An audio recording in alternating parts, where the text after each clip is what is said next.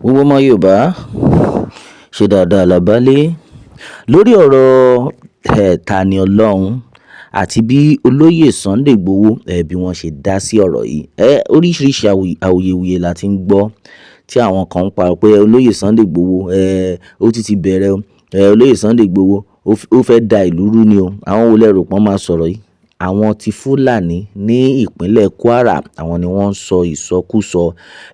Ká dúpẹ́ lọ́wọ́ Elédùmarè tó lo àwọn ará àdúgbò, arábìnrin tó mú àwọn ọlọ́pàá yìí mọ́lẹ̀ àti man tó ń ṣe fídíò yẹn pé láíláí ẹ lè gbé Tani Olohun lọ sẹ́ẹ̀, àní gbà, ní jèrè èpèrè.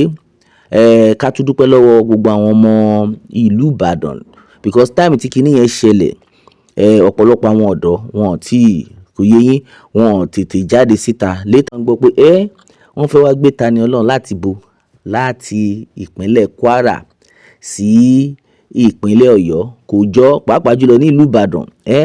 Tí a ní Olúbàdàn, tí olóyè Sunday Igboho, àwọn arábí wọ́n kọjá àyè wọn. Bẹ́ẹ̀ ni, wọ́n kọjá àyè wọn.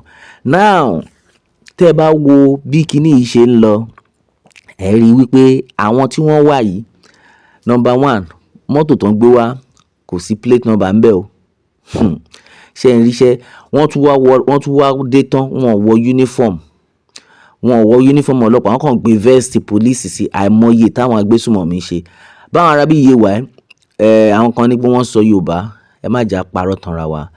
Wọ́n ní luck because gbogbo nǹkan táwọn ọmọ ìlú ń sọ pé ká ní pé wọ́n lọ gọra wọn jù ńbẹ̀ yẹn ni. Pé in fact ó yẹ kán dáná sun mọ́tò wọn ni. Tí wọ́n ń jí àwọn èèyàn gbé lọ́tùn, tó ń jí àgbé lósì, ẹ̀yin wá kórí burúkú wọ ìlú Ìbàdàn. Ẹrú tí ẹ bá yín, ẹ bẹ̀rù àwọn ìrú ẹkùn. Tẹ́ ẹ bá ti bẹ̀rù gómìnà, ẹ bẹ̀rù ìrú ẹkùn tí ìjọba àpapọ̀ tán ti fún lágbára pé ẹ wo any rubbish. Gbogbo àwọn tó wà nínú igbó gan, àwọn Fúlàní tó jẹ́ pé wọ́n wà nínú igbó gan, wọ́n ṣe é tì, tán gbanú igbó wọlé, wọ́n ṣe é tì níbi táwọn ọmọ ìrú ẹkùn wà. Ká má tí sọ inú ìgboro. Ẹ mà ní luck o. Bẹ́ẹ̀ ni, a gbọ́dọ̀ sọ̀rọ̀ síbi tọ́rọ̀ wà. Káwọn kan ẹ má máa fi ọ̀rọ̀ sábẹ́ àwọn sọ. Ṣé rí àwọn tán wà yìí, agbésùmọ̀mí ni wọ́n. Ó yẹ kẹ́ dáná sun gbogbo wọn ni. Bẹ́ẹ̀ ni, ẹ wá wọlé tán, ẹ wá fẹ́ máa wọ́ ẹni ẹlẹ́ni nítorí kíni? Nítorí pé ó sọ̀rọ̀ ẹ̀sìn. Ẹ wo ọmọ Yorùbá, time ti tó. Kò sí time àti máa pa anything láàrú. Bó ṣe wà ní ẹ fojú wọn hàn. Kí ló dé? Ẹ̀yin náà wò, máa tó ń pariwo pé Muslim Yusuf Jingi tó ń pariwo pé kọ́ máa pa àwọn Kristẹni, kọ́ máa ṣe kíní. Mélòó lẹ lọ arrest nínú wọn? Send wọn kọ́ lọ arrest àwọn tó ń da ìlú tí wọ́n fẹ́ kí ìlú dàrú. Àwọn tó ń pa gbogbo àwọn èèyàn kiri, gbogbo àwọn Fúlàní kúnnú gbó yẹn, gbogbo àwọn tó ń jí gbé. In fact, bí olóyè Sunday Igboho tẹ̀ ṣe wọlé, olóyè Sunday Igboho ó wọ̀nù wọn ni pé kí ni irú àrífín wo nìyẹn? Wọ́n ń jí àwọn èèyàn yín gbé, ẹ pera yín ní Yorùbá àbí ibo lẹ̀yin ti wá, ẹ pera yín lọ́lọ́pàá. Wò mọ̀ yín rí o. Wọ́n ń jí àwọn èèyàn gbé. Ẹ mọ̀ye àwọn èèyàn tán ti jí gbé ní ìpínlẹ̀ Kwara ni. Wọ́n ń jí wọn gbé lọ́tùn, wọ́n ń jí wọn gbé lósì. Gbogbo yín ẹ̀yin ọlọ́pàá, ẹ lè pera yín lọ́lọ́pàá, ẹ lè jà fúnra yín, ẹ lè jà fún ẹ̀sìn. Òun ni jáde àwọn èèyàn yín tó ń jí. So ẹ ní ìbọn lọ́wọ́, jáde kẹ́ face àwọn Fúlàní. Sunday Igboho yìí náà ló ń pè. Àwọn ìrú ẹkùn ni wọ́n ń pariwo. Gbogbo àwọn tó ń jí gbé lọ́tùn lósì. Mélòó lẹ rí mú nínú wọn? Ẹni ẹlẹ́ni tó ń sọ̀rọ̀ ẹ̀. Kó ní kálukú ṣe ẹ̀sìn ẹ̀. Ṣé ẹ̀ ń gbọ́ṣẹ́? You are free to do any religion in the country. Èwo ni wípé èèyàn kan sọ̀rọ̀ ń pa ẹ̀sìn, ẹ wá sọ pé ń bá yín wí. Ó máa ṣe o. Now, in fact, ṣé rí gbogbo àwọn ọlọ́pàá tán wà yẹn, next time tí ẹ bá rí wọn ní ibẹ̀ yẹn, ẹ dáná sun wọn ni. Bẹ́ẹ̀ ni. Àmì tán ń gbé fóònù fún pé ìyẹn náà ó ní pé wọ́n kàn gbé wá láti bo síbo. Ẹ̀yin àti ta ni? Níbo nìyẹn ti ń ṣẹlẹ̀? Àwọn wo lélẹ̀ ta làwọn? Kò ní yẹ gbogbo yín pọ̀ ni. Ẹ wò anybody kó má blame olóyè Sunday Igboho kankan. You can imagine.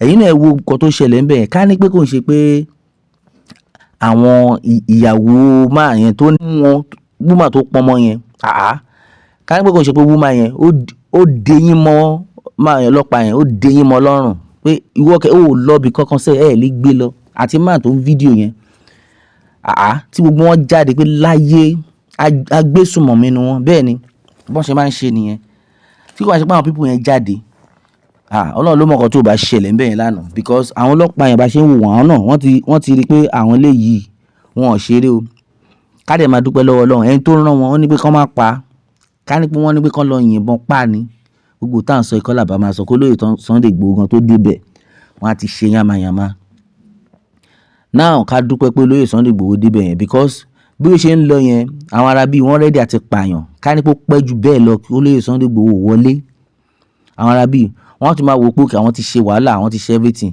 wọ́n kàn máa yìnbọn fún anybody tó ń stop wọn ni because wọ́n gbébọn dání.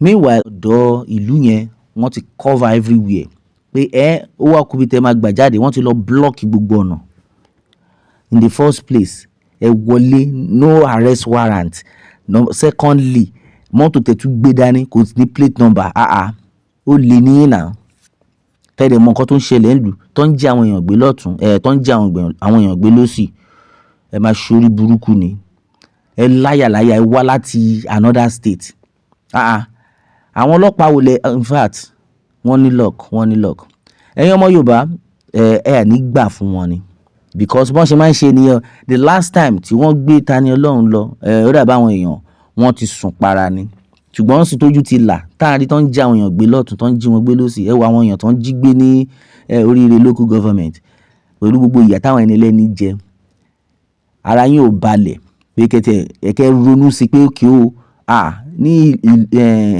Ọ̀yọ́ oríṣiríṣi ti ń ṣẹlẹ̀ wá drive rẹ epo sí mọ́tò ṣorí burúkú gbé mọ́tò yọ plate number wá ń bọ̀ ní ìlú tí àwọn èrò ẹkùn tó yẹ pé ibẹ̀ ni founder wọn ń gbé mà ní lọ́ọ̀kì gan in fact kí ló dé tán fi jẹ́ kan ó yẹ kán dè wọ́n mọ́lẹ̀ ni ó yẹ kán gbogbo àwọn kí ló ń pè ṣé ọlọ́pàá ni wọ́n ṣá mi sure gbogbo àwọn bọ́ìsì tán wá látàn pera wọn lọ́lọ́pàá yẹn ó yẹ kí wọ́n dè wọ́n mọ́lẹ̀ ẹ̀yin ọmọ Ìbàdàn ẹ dọ́ọ̀lù mi lọ́tẹ̀ yìí o mo tẹ̀ jẹ́rìí yín náà mo ń gbọ́ pé gbogbo àwọn ọ̀dọ́ pé wọn ò sí ilé oníkàkùn sí lọ bí iṣẹ́ mọ̀ ìlú yẹn le everybody á fẹ́ lọ bí iṣẹ́ náà ṣùgbọ́n lẹ́yìn tí gbogbo wọn gbọ́ àwọn kápẹ́ńtà ni o àwọn bricklayer ni o níbi tí wọ́n ti fẹ́ gbé Tani Olohun oníkàkùn fi ṣẹlẹ̀ ni kò ní yẹ wọn láti bo síbo àwọn ta ni àwọn náà dà àwọn wo lélẹ̀ ta lélẹ̀ ayé yìí máa bàjẹ́ ni.